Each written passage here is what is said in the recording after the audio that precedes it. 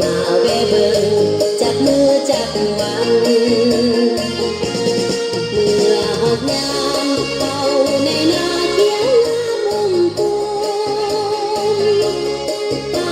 มันคอยให้สาลีเขียวอุ่นเพราะนอนปูให้กะยงมาสาวบ้านเฮาจังแม่นเก่งแท้นาเฮ็ดนาก็ได้ไปลำเลียงก็เก่ง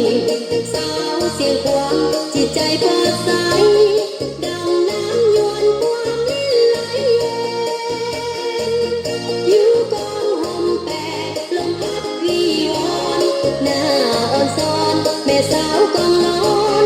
แห่งกองห้อย12มิลลิแปดรวมปึกเอนวิสาทหารเพื่อต้านทานทัพโจรลากาเมลีกาโอ้สาวเสียงพวงสาวบ้านเฮาสมชื่อเป็น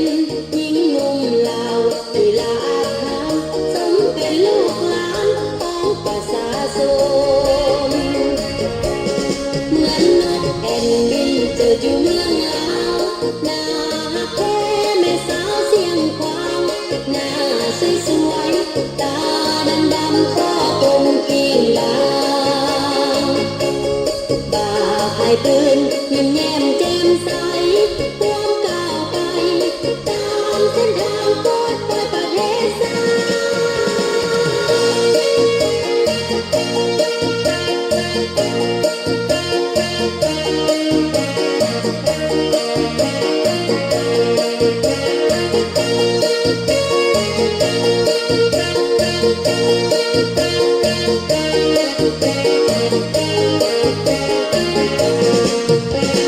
โอ้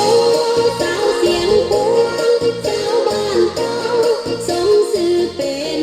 หญิงหนุ่มลาวลีลาอาถรรพ์สมเป็นลูกหลานของประชาชนเหมือนนกแอ่นบินเจออยู่เมืองลาวหน้าฮักแท้แม่สาวเสียงควางหน้าสวยๆตาดำๆข้อกลมเกียงบางบ่าพายปืนยิ้มแย้ม